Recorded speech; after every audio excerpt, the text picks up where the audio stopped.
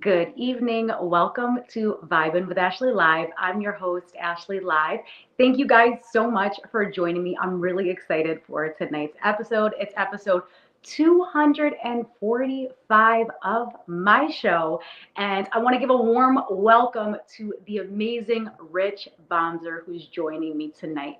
He's a Long Island native who's made his mark in New York City's jazz and funk scenes, performing with legends like Smokey Robinson and Valerie Simpson, whether producing and arranging for New York City artists, leading his funk collective Bomzer, or spinning Afro House as House Bomzer. He's added the release of his debut album, finally, part one, to the mix. So Rich is in the house, and let's get this party started. Rich, Hey, how are you? I am so great. I'm so happy to be here. Congratulations on episode 245. Oh my gosh. Yes, thank you. Honestly, Rich, you were supposed to be on this like a long time ago, but Rich told me that he only wanted to come on when his album was out, and the album's been out for not even a month, right? Yeah, it's not even a month yet. So Yeah. we're here. We are here. I'm so very excited to have you on. I was at the album release party. I heard the album in its entirety. Rich, so much fun, amazing venue, such fun vibes. Let's bring it back to that night to people who maybe weren't there. Talk to us about what it was like to perform the album in its entirety in New York City. Mm. So yeah, so the funny thing about the album's name, it's called Finally Part One because we wrote a bunch of songs, and along the way we figured out what we wanted on the album. So playing that music in its entirety meant a lot. People have been watching us play this music for a couple of years now, but now it was like it was all there. We had our whole set. We had two guitars, a bass player, keyboard, Yeah. trumpet, and I'm the sax player along with the talk box, and we had an amazing singer, drummer. So it was the whole shebang. It was just so amazing to see everyone who's been following us and checking us out all these years. It was just a blessing. So I'm really thankful that it worked out. And we're gonna keep moving. Awesome. So, because the album's been out a couple weeks now, what's some of like the feedback that you've gotten from fans, and like what are other people that are just discovering this music? What are they saying about the album? Oh, everyone loves it. I mean, it's feel good music. Yeah. I like to think that there's something on there for everyone, even if you aren't like a hardcore like soul person. There's like some singer-songwriter stuff that I wrote when I was really sad, and you could take all these different emotions that I was feeling, and it just kind of was put into the music that I released. So I don't know. Everyone's been really loving it. It's a pretty eclectic album. It has a lot of stuff going on. Yeah. Yeah. And it's got to feel amazing to finally like have all this music, right, that you've been performing for all these years, and then to finally have it as a body of work and just be like, yep, it's right there, right? Yes. Oh, it means a lot, because we've been playing original music. We have about 3 to 4 hours of music, and we kind of have like just put together like what we thought or what I thought would be the best, music to put together and just create a story. That's what it really is. Mhm. This music is kind of my late 20s and all the ups and downs and the sideways and all these different things that I was and there was just I loved it, man, because we were just vibing. It just felt so natural. And we've been playing the music for years. Now we actually have the album out. So it just feels so good. Just let it out, and this is here. You can listen to it on all streaming devices. So. Yes. Finally, it's here. Right. You feel that way. We feel that way. Yeah. There's probably going to be a finally part 2 because we have more to say, but finally part 1's good for right now. Yeah. Yeah. I think it's just like, right. You put it out, let it marinate, let people just feel it. Right. Yeah. And like perform it out. And Yeah. then part 2, right. It's waiting in the wings. It's waiting. It's there. So, but yeah, I'm excited. I even sang on the album. For those who don't know, I'm mainly a saxophone player. I play keys as well in many different, many different places, platforms. But and also talk box, which is a way that I can sing, with having like kind of like a robot voice, kind of like the beginning of 24 Karat Magic. Anyone knows that song? So I use that type of sound, but I also sing with my own voice, which took me a long time to, really be able to feel good singing in front of people. Because growing up, that was not my thing. So it meant a lot for me to sing on the album as well. Mm-hmm. So, are the vocals coming in music to come? Like, are we going to have more vocals, or is it just going to be primarily talk box? I mean, I might surprise you. The reason why I sang, so the one song that I really sang on the album was called For a Friend. And originally I had one of my really good buddies who's an amazing singer and guitar player. His name's Steve Kellen. He originally sang the song, and I'm like, I love his voice, but I think I have to sing it because I wrote this song about something that I went through. Yeah. And just, I needed to portray that for myself and be the most authentic I could, Yeah. So. Yeah. I think it's when you write a song, you have to sing it because it's just like those are your thoughts and feelings. And yes, he's an amazing vocalist, but there's a way that you're going to sing it, which is very authentic to yourself because it's your story. Right. So it just feels good, I'm just, just trying to make sure everyone in the world hears it, So I'm just excited. So so thank you so much for having me here. It really is a pleasure. Yeah, no, I'm so honored to have you on the show because as maybe some people know in this chat, maybe they don't. I've seen you twice before. My sister's very good friends with you, and I saw you first at the Groove in the Village. Very dope venue, by the way, if you love live music. Saw Rich's band play at the Groove. Loved it. So much fun, like jazz, funk, Jamiroquai influences. Jamiroquai is a heavy influence in my life personally. And so when I hear somebody take on the funk and the new disco vibes and play it in 2025, like that's what I want to hear. I feel like funk and disco, not a lot of people have gone over into that genre. So when I do hear a musician playing it, I'm just like, oh, it's just that feel good music that you want to hear and groove and just like walk around the city to and just like listen to in the morning when you're getting ready. And so, Right. And then I went to the album release party, and that was like a whole nother level of fun. And I just wanted the show to keep going on and on and on because it was so high energy, and the party and the vibes, like they were all there. So guys, if you have not seen Bomzer live, please, next show, you gotta go. When's the next show, Rich? There's talks about us playing at the Sugar Bar, the famous Ashford and Simpson Sugar Bar. It's a very intimate venue, so tickets will go very quick. But I will announce them as soon as they come. And I'm really excited. We don't have too many shows right now, but we're planning stuff for next year for sure. Right now we're kind of promoting the album. Yeah. And just getting ready for the next chapter, So, but so guys, if you love Earth, Wind, and Fire, Stevie Wonder,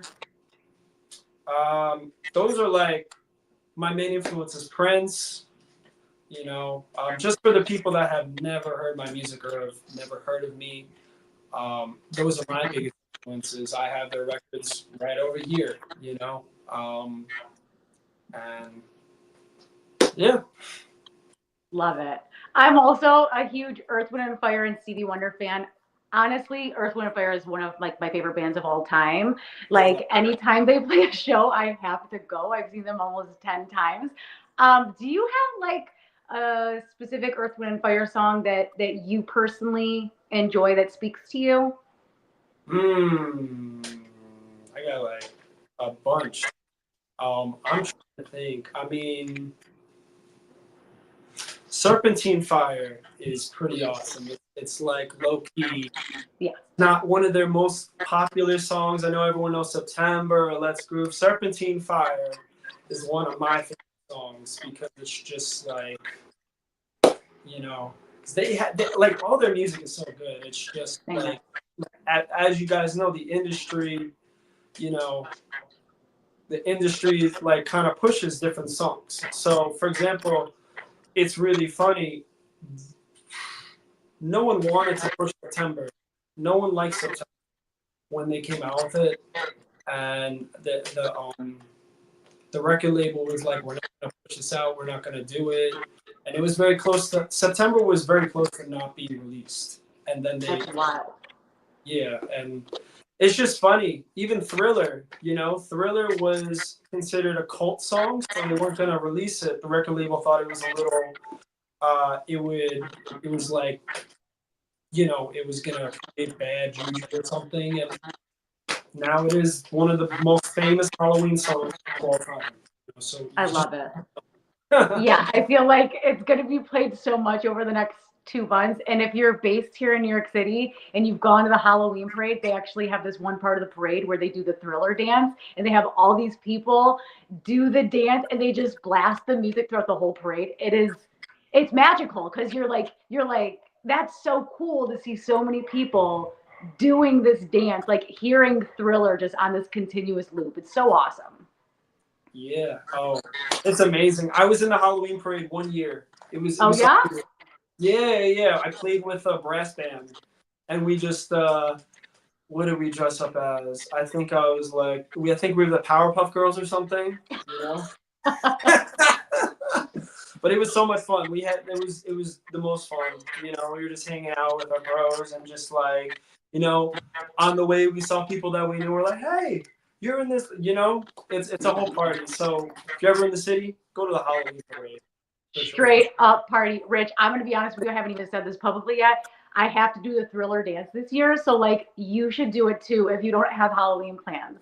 All right, I got you. I'm try to learn it. No, I'm serious. I don't even like know how to dance like that, but I love that music video and that dance so much. And I'm like, I just want to. I don't even know what I want to dress up as, but I just want to like dance the whole parade. Oh yeah, no, it's infectious. So yeah. So okay, I want to circle back to the album. Sure. What was the vision behind this project, and how did you know it was time to actually release an album in its entirety? It's a good question. So, Bomzer, my band, I kind of started this project. I had a bunch of songs and I wanted to record them, so I got a bunch of friends together. And thankfully, I had a really amazing engineer who was like, "Yeah, say less, come over, let's record them." So I got a team together, and we started recording things. You know, they're like, "Oh, this is really good. We got to keep doing this," And then I just started booking shows. Um, and this must have been like 2019.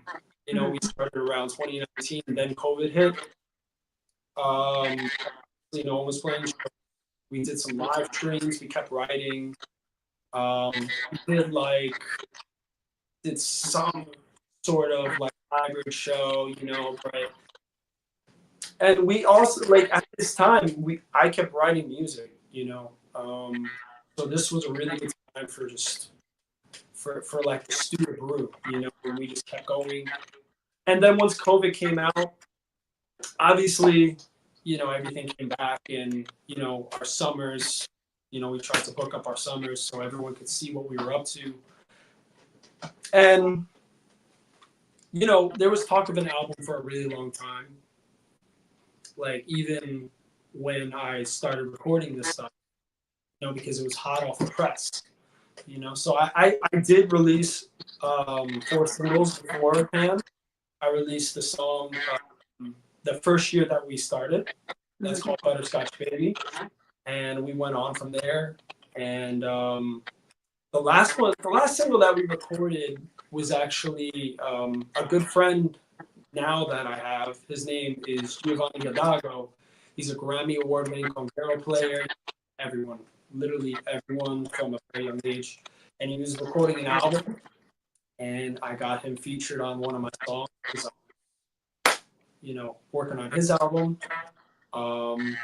And then we just, I honestly was so tired of just like sitting on this because we were just playing shows, and I'm like, get this album out.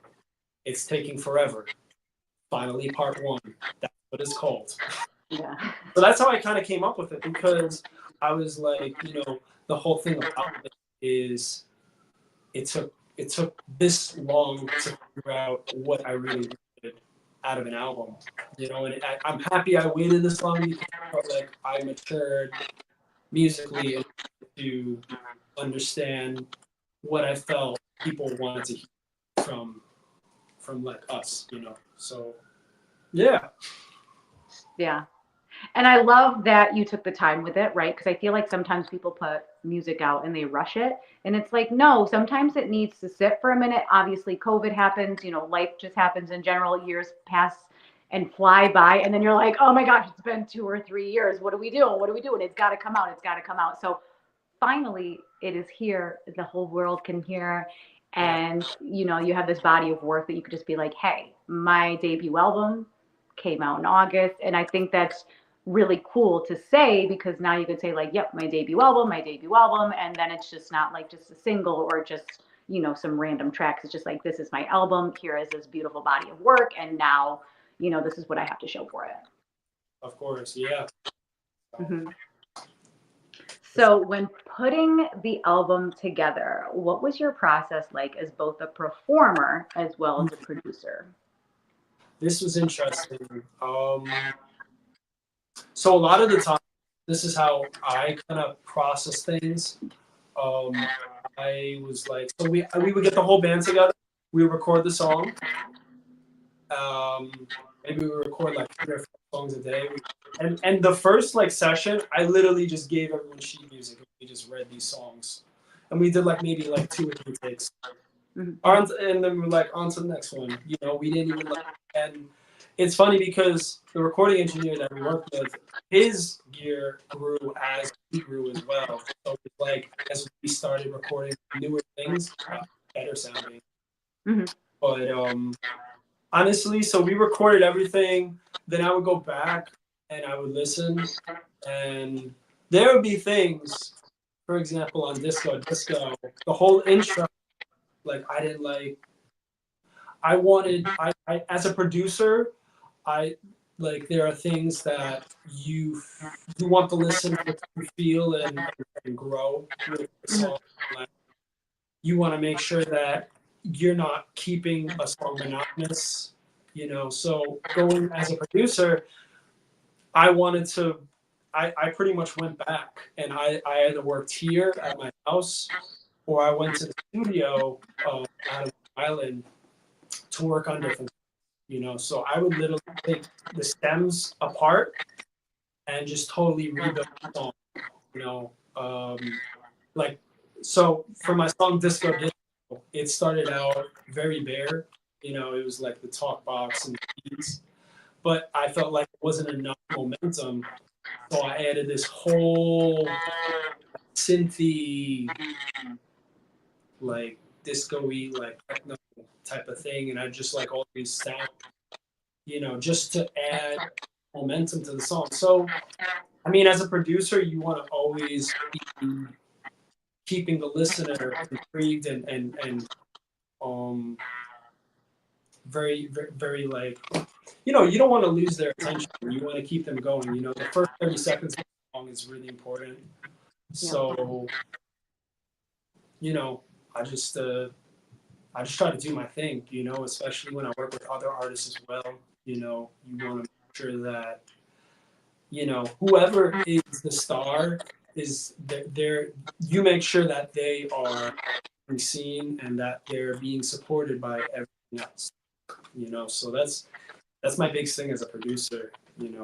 Regardless of who you're working with, and as a musician too, if you're supporting an artist, you need to make sure that your role is being like you're playing your role in that music, as well as making sure that everything works cohesively. Mhm. That's really it. Hmm. And highlighting them in the best light. Like if you know that they have, they're a soprano, right? Like making sure that you're focusing on like higher notes or like making them sound a certain way and right building that momentum, like you said with your single. It's like you want to keep them into the song in the first 30 seconds and just keep that momentum going. And especially with a song like Disco Disco, it's so Yeah. high energy. And then like the music video that complements the song Yes. is amazing as well. Yes. Yes. Yes. So Disco Disco was a really fun project because, as you said, we had a music video for it, and you know, I did not know what I was doing. I'll be honest, but I had an amazing team. I had an idea. I had a vision. That's honestly what it was. I had a vision. I never made a music video, but I had this vision, and my partner, she's a dancer, and she does like a lot of disco dance. It's called Whack, which comes from like punking, and it's a whole thing. But what we did was we created a dance video for Disco Disco because I'm like, this is not a traditional disco song, let's be Yeah. honest, but it has a lot of disco elements that I want to take from that, and I want to portray that through dance. What better way?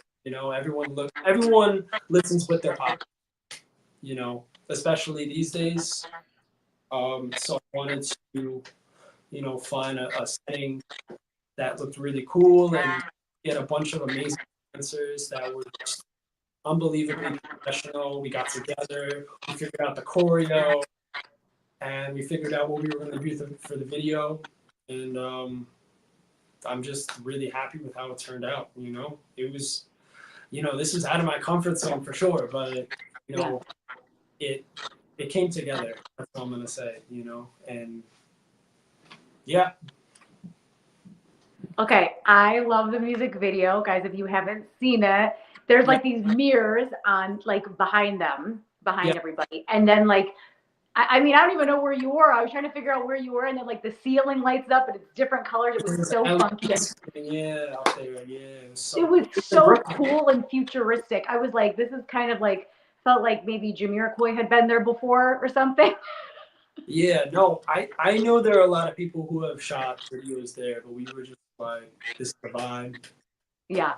Let's do it. So, and that happened. We recorded that, I think last summer, and Mhm. we were always trying to push that together. But I think everything happens when it's supposed to happen. Yeah. When we got it together, and everything kind of just came together, and we were just like, all right, it's game time. We're doing this. Mhm. So Yeah. And I think the choreography brings it to like a whole nother level because I saw some voguing in there. Okay. Saw some voguing. And then another thing that I wanted to mention is I don't even know what part of the song it was in, but some of the choreography was like Thriller-esque. yes, okay, so there was a part in the song that reminded me of Thriller and just like zombies, just like Yeah. that vibe. So I was like, I want you to be zombies. I want you to act like zombies in their life. Say less.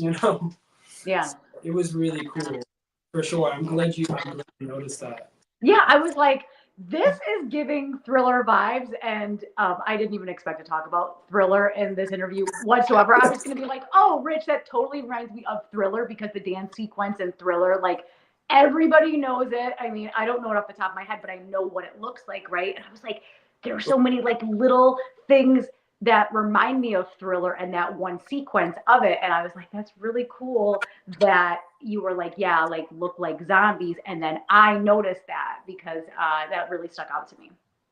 Mm. Yeah. No, for sure. We had the smoke machine and all that. Super cool. Super cool. Yeah.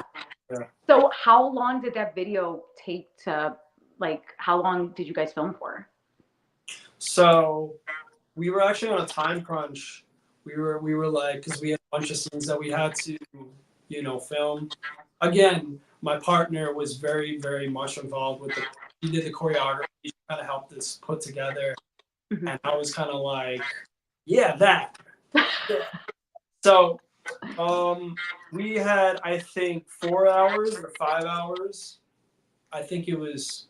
I think it was 4 hours, and we got an director of photography, and yeah, straight down to the last minute, and then pretty much we got the raw footage, and we kind of figured out what we wanted, what we didn't want, what we liked, and looking back at it, I'm just like, it's so cool. We just we went through a couple editors because I don't know, we had again, it goes back your vision. We had a specific vision that we saw for this music video, and we want to make sure, and thankfully it did. Mhm. Yeah. And guys, if you haven't seen the music video, check it out on YouTube. It's so good. It's so fun. The choreography. And please ping me and let me know that it reminds you of Thriller, because I can't be the only one that thought that. Yeah. I definitely think it's reminiscent. So Yeah. please go listen to it and check it out, and I'm sure you're gonna love it. Yeah. Yeah. It's awesome. And it's the lead single from the album. Yes. So this summer, you also launched Praise the Disco Ball, a full-on disco party with legends from Chic and Diana Ross's band. So what inspired you to create this project?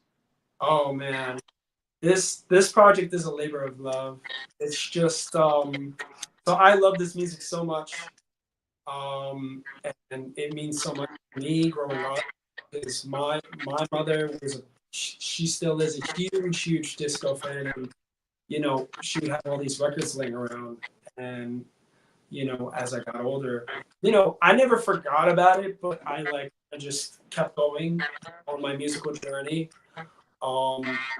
But then um, my partner, again, she's a whacker, which is like disco dancing, punking, and all that stuff. And she was part of this community called Whackers. And it's a bunch of dancers, punkers, hustlers. They all dance to disco music. And I would go out to the clubs and I would see all of them dancing and stuff to all this music, like Chic, Sissy Houston, Donna Summer. Sissy Houston's Whitney Houston's mom, by the way. She was like out of the church, and just like super killing gospel chops and disco. Loretta Hathaway, all these amazing singers, and all these all these dancers know every little accent of the song because they practice this stuff because they go to different dance battles and they show their moves off. It's amazing. So I've been like watching this scene for about a year and a half at this point, maybe probably 2 years. And I'm like, man, all I see is a DJ playing this music. How sick would it be if a live brought this music to life? So that's where Praise the Disco Ball came out of. And I called up a lot of the people that I'm really inspired by to just see if they were interested, and everyone said yes, we're down, we're gonna do it. It was a big thing, and Alicia Collins from the Tonight Show band, amazing human being. I worked with her on numerous occasions with her Sly and the Family Stone show, Simpson. And she agreed to do it. My friend Kevin from Diana Ross's band played drums. I had a couple guys from my band play, and it was just such a vibe. We had a percussionist, and we played all these like traditional disco songs, but we also played some not well known disco. that people were like, oh, you know, some of them knew it. Most, actually, I would say 90% of the people that showed up were dancers. So a lot of them were like catching all the moves, you know, but the whole purpose was this to kind of show people, you know, either new music that they probably are rediscovering, or two, hearing this music live, you know, and just feeling free in your body, you know, like feeling free, you know, no restraints. This is a really safe environment to just express yourself and just have fun. And that's really it. I just did it because it was full of love. And that night was very special because it was just full of love. Valerie Simpson was there, and that meant the world because we played like 5 of her songs. We played "I'm Every Woman," "Ain't No Mountain." We played "The Boss," recorded by Diana Ross. But again, Valerie Simpson wrote those songs.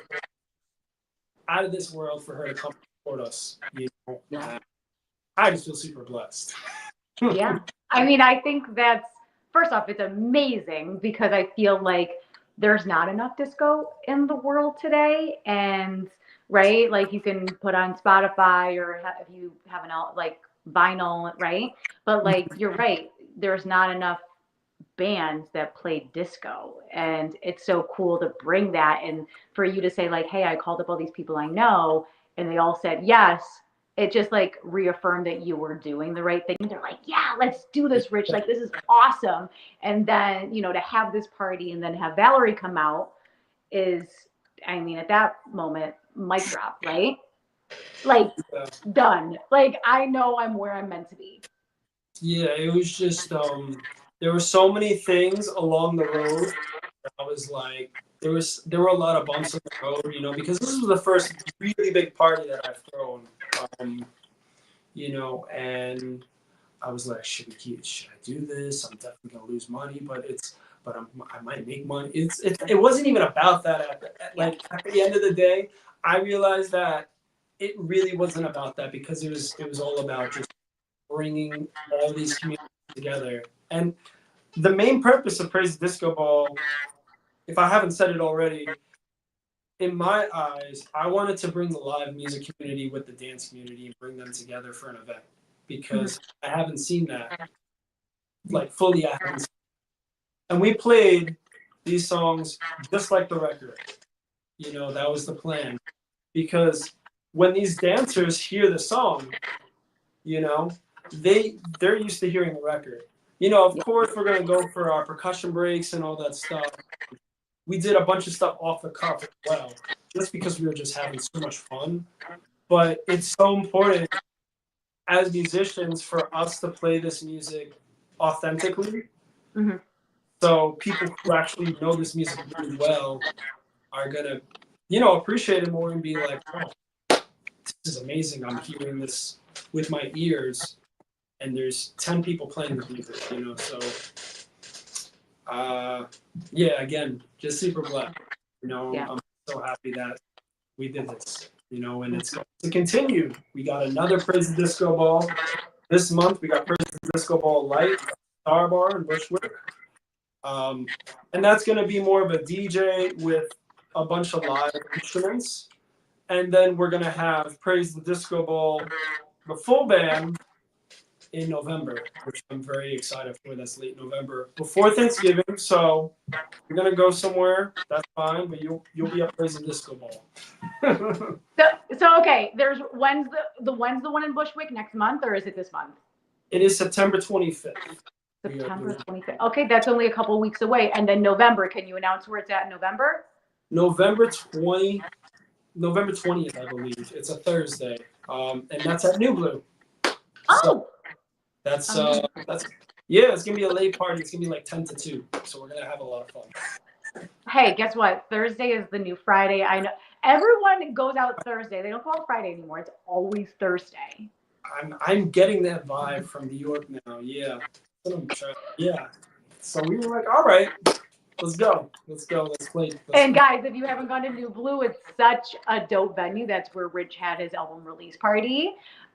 So amazing. I mean, there's already a disco ball there, so it's perfect. Yes, we love New Gloom. And it's gonna be so much fun. We're gonna bring our vibes back and just bring yourself and your love, and we're gonna have an amazing time. So Love that. yeah. So, on the flip side, your House Bomzer project leans into electronic and Afro house sounds. How does producing and DJing house music feed your creativity compared to playing with your band? Oof.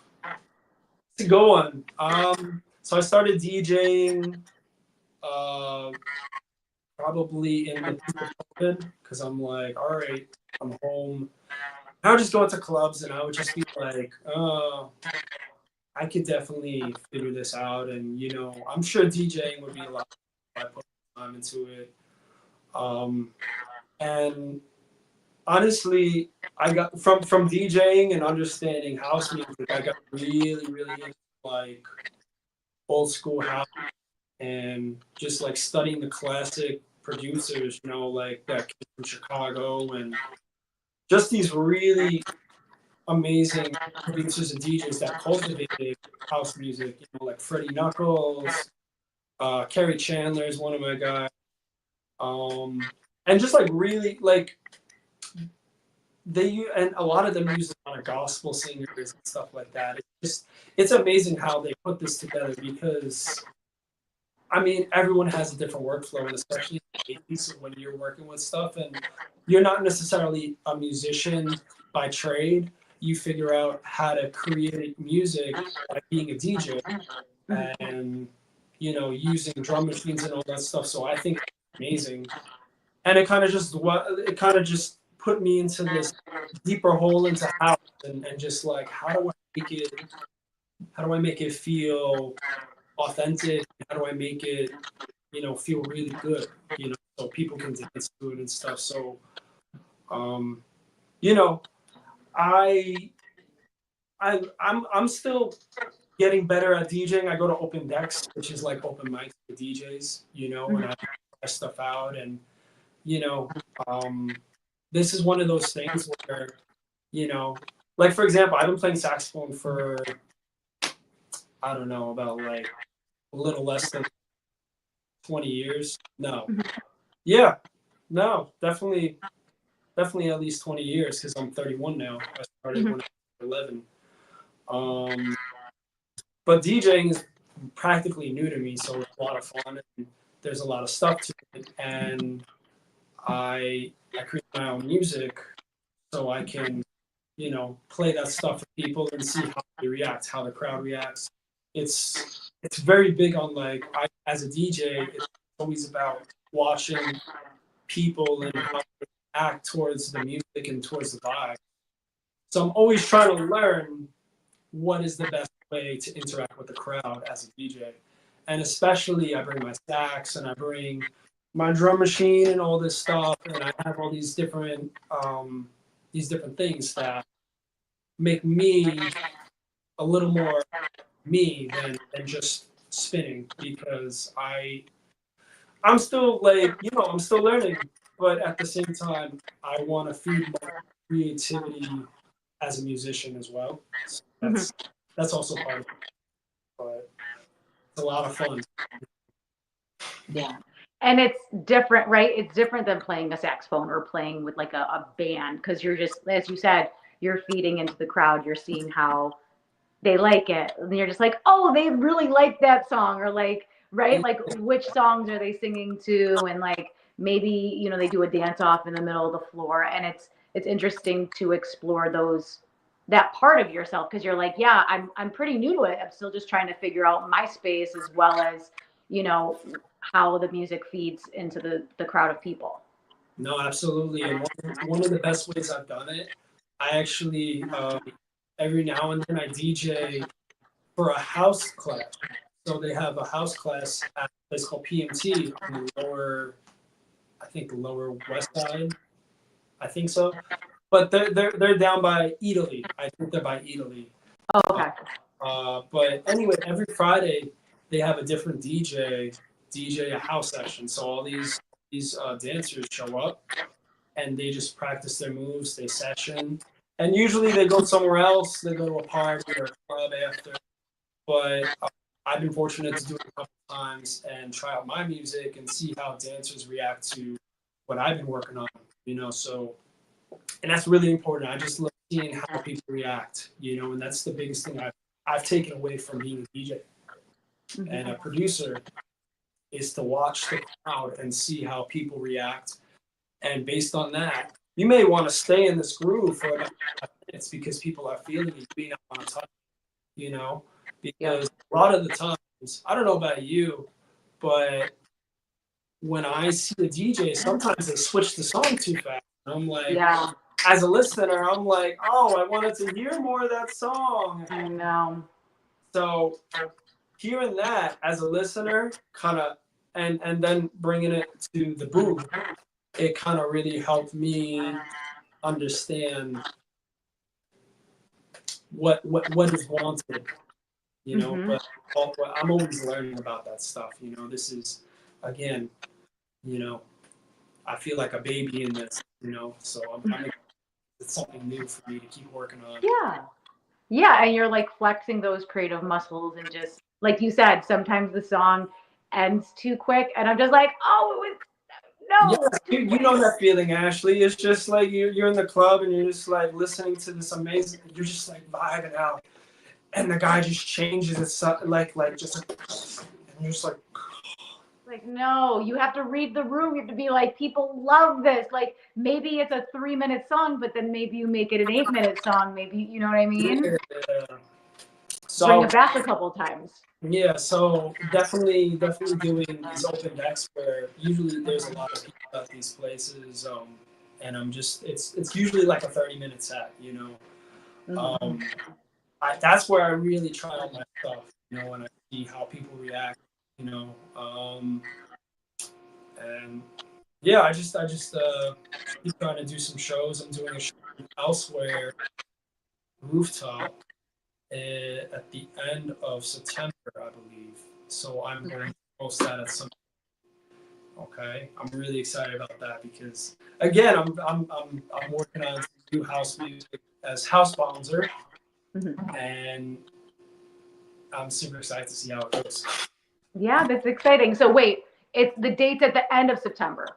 End of September, yeah. I think it's like a Tuesday.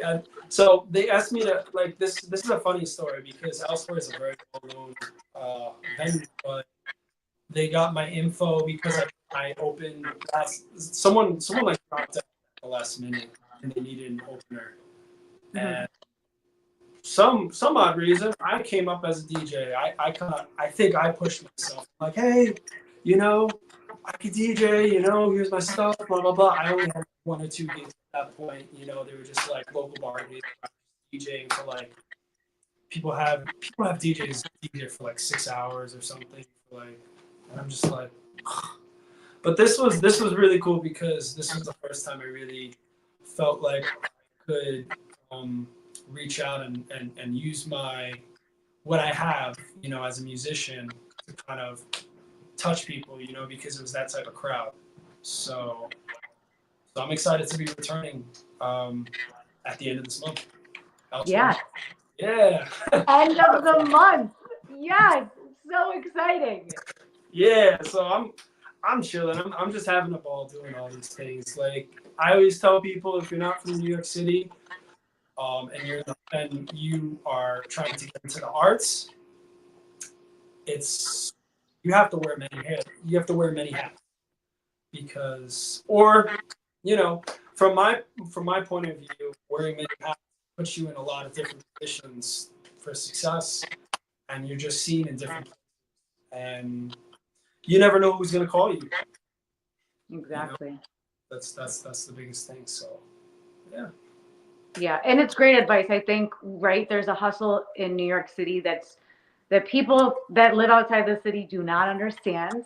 And you have to I like that you have your band, you work with a bunch of other artists, you have, the disco parties, you have House Bomzer, right? Like you're doing so much, you don't know what's going to pop off. You don't know who you could meet at your next gig. And it's like, I tell people that all the time, like, you just don't know who you're going to meet there, here. somebody could be like, somebody could see you out at your next DJ gig and they like become your best friend or something, or they hook you up with somebody and then that person can put you onto something else. No, that's honestly, that's, some of my best gigs have come from last minute calls. Just Yeah. someone couldn't make that gig and they were looking for someone else to, fill in. For example, this was years ago, but my friend Brent, who's a sax player, he called me. Uh, he lived here, but he's in DC, but he couldn't make a rehearsal. I was like, all right, bet. He's like, all right, you can make X amount of dollars, blah, blah, blah, go up, learn these songs. I'm like, these are all Lauryn Hill. All right. And I'm like, oh, okay. So then I show up and then I'm at a Lauryn Hill rehearsal. Unfortunately, she didn't show up, but, but just well, she doesn't show up to her gigs usually, so that's kind of, Yeah, we did do a show. We finally did do a show, and yeah, that was really cool, and that was super last minute, and that's how things happen sometimes because there's just so many things going on at one time, And as a musician, as a as a horn player, we get calls all the time, and we just gotta make it work, Yeah. You got to be ready and be like, oh, tomorrow night, I think I can do it. And then just throw yourself into the fire. It's crazy. Another crazy story, and I didn't tell anyone about this because I was so nervous about it. I don't get nervous about playing like funk music, Motown, disco, anything, but I got a call last minute, 2 days before he needed me to fill in on flute for a little shop of horrors. Wow. It was an off-Broadway show, but it was on Broadway, and it was really cool. Corbin Bleu was one of the leads, and I was, literally I got thrown in the fire the next day. So the next day, this is how, every Broadway gig works a different way. And obviously I was a sub, so I don't really know how it is, but a lot of my friends work on Broadway on the daily. So but for me, because I had to fill in really quick, he literally emailed me the music. And then the next day I sat in the pit, sat next to him. He's like, all right, you good? I'm like, okay. And then the next day you just show up. We did 2 shows, and then I think it was a Saturday and Sunday. So we did Saturday, we did 2 shows, and then I'm not sure if we did just the matinee for Sunday. It might have been 2 shows too, but it was an experience I've never experienced being. Actually, I did Beauty and the Beast another time, but it's always like I am always more scared of Broadway gigs because everyone has to be perfect. They say you have to be perfect, because you got to do your best, and sometimes your best is enough. Yeah. That put me out of my comfort zone, but I love being put. It kind of gives me like, oh my God, can I do this? It's like my heart pumping, So I get excited about that stuff. Yeah, it's important to push yourself out of your comfort zone, right? Because if you're like doing the same thing over and over again, you're like, oh, I've done this so many times. But then to be out of your comfort zone and get a little scared and maybe like you have butterflies, you're like, oh my God, I hope I could do it right. Like that means you're alive. And there's so many performers like that we know and love that still say the same thing. They're like, I had an arena show, but I'm like so nervous before I went out. And I'm like, wait, that person's like a huge superstar. Why are they nervous? But yeah, I think it's important to push yourself and get out of your comfort zone because that's how you truly grow. Yeah, I honestly, no matter how big you get, everyone finds something that is unnerving to them. So, but for me, I just like to put myself in that seat, and I think it's important, as an artist or any thing that you want to do, you just gotta try things and see if it sticks. I don't know, you know. Yeah. Throw So it to the wall, hope it sticks, hope, just keep right, on pushing yourself. that's it. So I mean, we're hustling. We're out here and we're trying to make it happen, And no one's gonna make it happen but ourselves. So Exactly. Yeah, love that's that. that's really it. I wish I knew that so much younger. Like I'm just like, oh, I'm gonna get called for this. Oh, so and so is gonna call me for this. No, it's about you. It's about what you do. So I wish someone told. I mean, people definitely told me that earlier, but I didn't believe them. Especially my parents. They're like, "Oh, you have to make these things happen." I'm like, "Yeah, right." And then I'm like, "Damn, they're right." They're just gonna knock on my apartment door and say, "Hey, come to this gig." Yeah, yeah. But honestly, I feel super blessed because my parents come to my shows as much as they can. My grandma comes to my shows. I remember we did the show at Amazing. the Cutting Room in like Midtown, and this was for Felicia's band. It was Sly and the Family Stone, and it was like we did a full album. It was cool. But she was on the Tonight Show, right? So Paul Schaefer comes every time we play, and my grandma's just like talking, yapping with Paul Schaefer. Like, I remember you on TV. It was just the cutest thing, man. So Aw. I just feel very blessed to be supported by my family. And Yeah. that's a big core of mine for sure.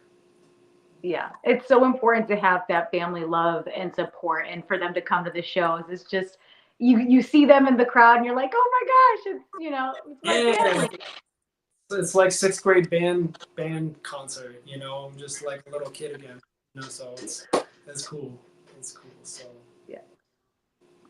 So you've worked with some pretty big people, Rich. I know you don't like to name drop, but I do, and this is my show. So I'm gonna name drop for you, okay? So so you've worked with icons like Valerie Simpson, Mary J. Blige, Diana Ross. What did these opportunities mean to you personally as well as professionally? oh man, it means the world. I you know being on stage with some of these people and just like learning from them and just like playing these iconic songs. There's nothing better. Like wow, I'm actually here. I'm actually playing with these people and I'm dealing. And it's just it's super cool. And I try to savor that moment. I don't really take pictures or videos when I do those type of games. I'm just like I'm a person that I want to look on I just want to look around and just be like, Yeah. in my head, just like freaking out a little. I'm allowed to freak out a little, but I just can't show it. You Yeah. know, but it's really been a blessing. I only worked with Diana Ross once, and it was so cool. I've never experienced anything like that. And then with Valerie Simpson, she wrote so many amazing songs for so many people. Khan, Diana Ross, Marvin Gaye, Tammy Terrell, Tina Turner, Ray Charles. Her first hit was for Ray Charles. And then after that, Barry Gordy from Motown called and her to write songs for Motown. It's just iconic. And being around Valerie, because I've just spent the most time around her and learned from her, it's just amazing to see how she works. She's a real musician. Unfortunately I never met her late husband Nick. Um, they were a songwriting duo, and she would write the music and he would write the lyrics. Like for example, for "I'm Every Woman," she wrote the music and Nick wrote "I'm every woman, it's all in me." Like that whole song, that's all him. So Wow. it's kind of crazy that a man wrote those lyrics. And it's just Right. you know, it's also a gay anthem. It's very like all the music is very like open. So and just like even like I remember Praise the Disco Ball that we me and my friend Jesse I called them up like a day before. Val calls me. She's like, "Hey, I need you to do a session. Can you come over?" I'm like, "All right, hell yeah, let's do it." So we go up, and I get to see how she works. Because as much as she's a songwriter and she's worked with like Quincy and Flive and all these amazing producers, she's also a producer in herself. She knows what she wants. So to see someone like that kind of direct a recording session was so cool because she's just so organic, so authentic about what she wants. You know, she knows exactly what she wants, and anytime you play with her, she knows exactly what she wants because she's like, "I wrote that this way. You're gonna play it this way." So it's a real blessing. And then Mary J. Blige, so that was kind of a cool thing where I got asked to produce like two demos for her, and me and two other guys, they rented a studio for us in the village, and we just went to work. We got raw vocal stuff, just like, and I don't even think it was her. I think it was just someone like making a demo for her, Right. and they just asked us to put it together. And it was interesting because both of those producers, I worked with her a lot, and they're pretty well known. And I was kind of just watching how they work, and watching what they were looking for me, because like each of them had a certain set of skills. And I'm like, how can I fit into this and make this work? So it's just very interesting figuring out, again, going back to the role. If you're playing with like a Diana Ross, and you're playing saxophone, you're gonna play those parts. And if she tells you to solo, you solo. But if she doesn't tell you to solo, you're not doing anything. You're just gonna listen because she's the star, and you're there to support the star. And for example, if I was talking about Bomzer, that's my band. I kind of take control of that, and I kind of have expectations for what I want for my guys to do, and for what I'm gonna do. And it's a different vibe because I kind of run the show. But when you're working with someone like that, you really gotta. It's all about eye contact and just making sure that you know what's going on, and just being aware of everyone else around you too. So, very humbling experiences for me, for sure. Now, before we actually started this show, you were telling me about this bucket list item thing that you crossed off because you played a show at the Hollywood Bowl. So I'm not sure how many people know this story, but I mean, I think as a musician, the Hollywood Bowl is like up there, right? So Rich, I would like to hear a little bit more about this story. Okay, so I got a call from an MD to play saxophone for this tournament at the bowl, and I'd be primarily working with Smokey Robinson. We did a song with the Temptations. We did a couple things, and this all happened last week too. This happened like a week before they flew me out, and I went to LA for, I think, might have been my second time. I haven't been to LA too many times, but this was definitely one of my times that I really got to experience a little bit of LA. And it was just really surreal, so they like rotated us out into the stage, sound check was crazy. I'm just like, am I really here? Yeah. Because like a day before, I'm like in my apartment, chilling, like doing whatever I was doing, and just to be there and just like meet all these new people. I love meeting new people, especially just like musicians, because all these guys are just gonna like shake your hand and be like, "Hey man, nice to meet you," but you don't know where they've been, and it was just, after I got to meet most of these people, like, oh my god, legends, so it was just so humbling to be there and just play that music and just to be in that ambiance. It was definitely one of my favorite shows. I remember not even telling my like that's the thing. I was scared for this one too because I'm just like, yo, this is crazy. I didn't. When I get really scared, I don't tell. I hardly tell anyone. I don't even like take pictures or photos. Or I just kind of like I'm just like right here, you know. So it was just it was awesome. It was Yeah. just That's so cool. yeah. It's a dream, and then you come back and you're like, all right, when's the next game? You know, because for those people who don't know, when you have a 9 to 5 job as a musician, you're always working and trying to find more work. Yeah. And I could be playing a wedding one weekend, or I could be flying out to wherever to play. It just doesn't. It your mindset has to be very fluid.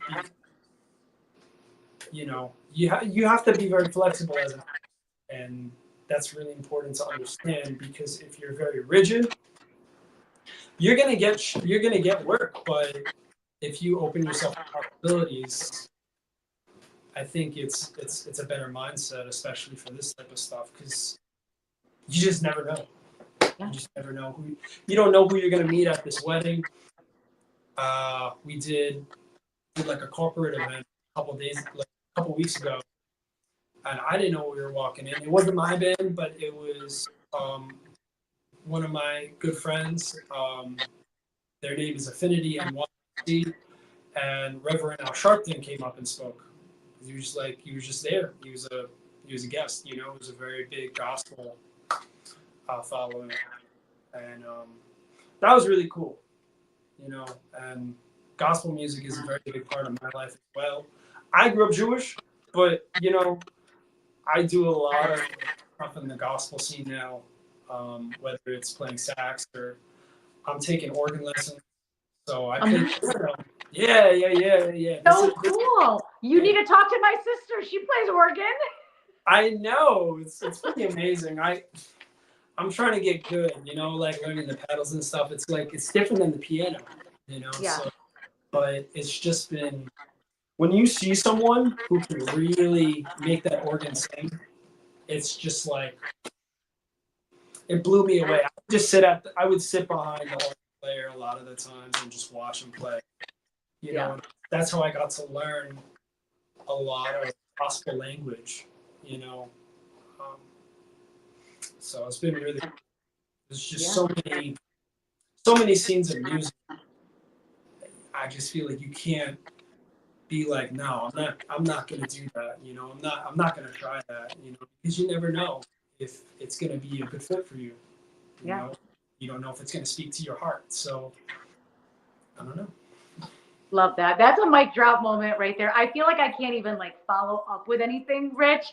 So, Rich, that's all the time that we have for this evening. But before I let you go, what are some final words that you have for the beautiful people in the room watching right now? First of all, thank you guys for watching. Thank you, Ashley, for having me. It's been such a pleasure.